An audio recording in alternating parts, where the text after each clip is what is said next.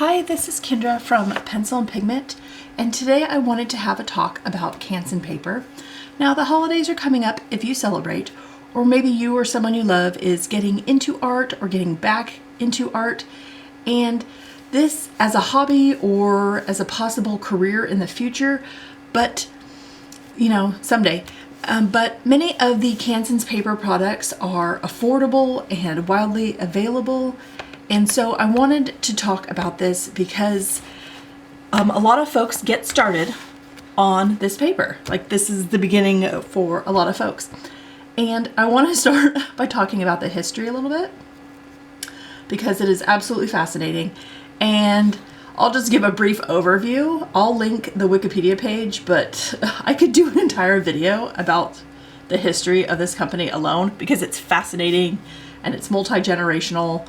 So it kind of started in the 16th century, and there was a gentleman by the name of Jean Montgolfier, and he was a paper maker, and this is very much a family business, and his sons married into sort of his friend's cereal mill, where their children modernized the profession.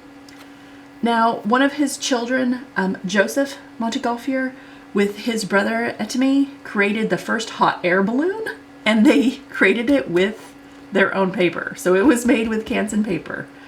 Now, the daughter of Etemy married a man named Bartholomew de Canson, and this is sort of fourth or fifth generation from Jean Montgolfier. And the company name as of 1881 was Canson and Montgolfier.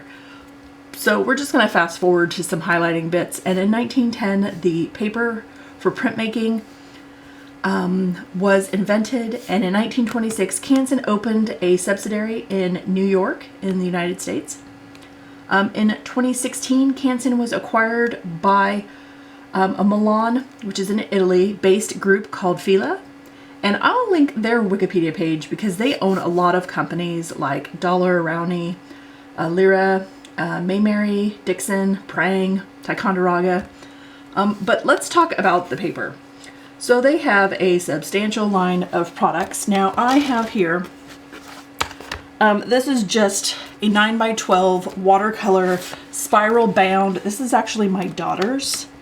The price on this I found on Amazon is about $16 for 20 sheets. So it's less than $1 a page. I also have, this is their field notebook. It is hard covered. It is also spiral bound.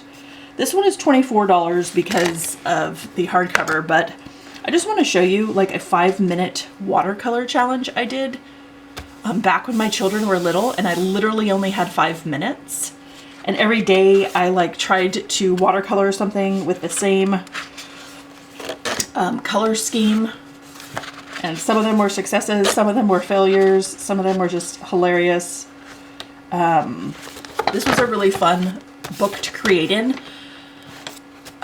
These sort of Canson books aren't something that people feel the need to be precious about versus buying something like Arches where the price point is much, much higher. You can really experiment in these and not have sort of that sense of guilt like you're wasting paper. Creating on any page is creating. It's never a waste if you're creating and doing what you love. So I kind of want people to understand that. But if you want something at a more budget price point, Canson products, like if you're doing ugly journaling or something like that, can be a lot of fun. These are just, quick 5-minute watercolors.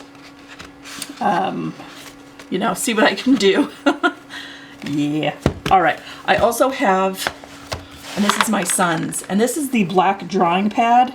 This is 40 pages. It's 150 grams, and this is $10 on Blick, 9x12. And I think there's some swatches on the first page to see what his colored pencils will do. But yeah, so if you're interested in something like that, that is also available. I'm going to run through their huge, expansive list of products because they just have so many. So a vast majority of their student line products can be found in pad or spiral bound. And they have watercolor paper, oil and acrylic, disposable palette paper, mixed media. They have fluid mixed media, dry mixed media, drawing, recycled drawing.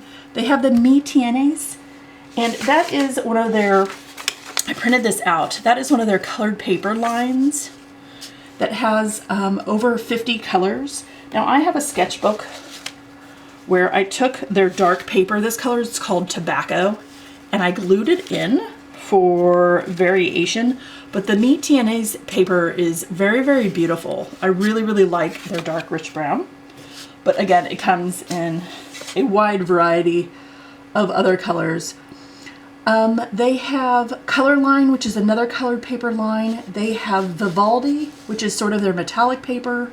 Again, I showed you the black drawing paper. They have sketch paper, newsprint, glassine, vellum, graph. They have paper for lettering if you're getting into calligraphy, comic paper, Bristol, pen and ink paper or marker paper. There's tracing, and they have an entire line that's 100% cotton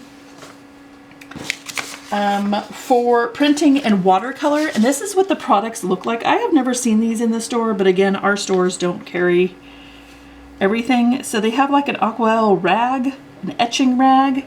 A lot of these look like they're for photo printing at home, photo canvas, photo gloss. So if you are looking to print photographs, or maybe some of your illustrations, or you want to keep the original but have print products, maybe this paper would be a great idea for you. Again, it's all 100% cotton. And the other product they have that I have tried is this one. And this is their top of the line kind of watercolor paper. Now this comes in 300 or 640 grams. And back in 2019, they were giving away samples of this. So I got 2 samples, and I was super rough with them, and I watercolored, and I tried, you know, etching and stracifo, whatever, that sort of scratching and lifting some of the paint and putting things back down. I really wanted to see how it would lift and go down and see if it would pill really easy. It was a great paper. I really loved this paper. Again, this is their more expensive watercolor line if you are interested at what the top of the line kind of looks like. It looks like this. As far as their web page goes, a bulk of it is just highlighting their products, like how to find what you're looking for. There is an inspiration tab that links sort of to Instagram, where artists have hashtagged their work on Canson paper, so it's now featured on their webpage. And the work is absolutely gorgeous. They have a newsletter that can be emailed to you if you sign up for that, and it comes 6 times a year with product info and tutorials. So that might be worth checking out. You know, free tutorials are always nice. Their Instagram sort of highlights artists and products, and their Facebook has giveaways once in a while if you're looking for something like that. Their YouTube page is a lot of 1-minute sort of advertising product videos, but there are a few longer Photoshop printing Lightroom videos, so you kind of really have to search around for, and they even have some like printer setup, like if you're setting up your Epson and you want to use Canson paper, they have some videos like that, which is kind of interesting. I went all the way through to their oldest videos, and they're about 12 years old, and they're in French. So they definitely started at one side and now they're evolved to doing different things. But I just wanted to talk about this company because of the availability and the affordability of this. And a lot of folks get started with products like this that are student grade. And it's a great idea. If you're hashing out sketches and things and you just need pick up a quick little sketchbook or watercolor book, this is very, very affordable for doing studies and preliminary illustrations and paintings for finalized ones. So yeah, I just wanted to talk about it because where I live, they definitely sell this product, which is fantastic. So I hope you enjoyed this video. The history is fascinating. I will link that. And I hope you have an absolutely wonderful day. Bye.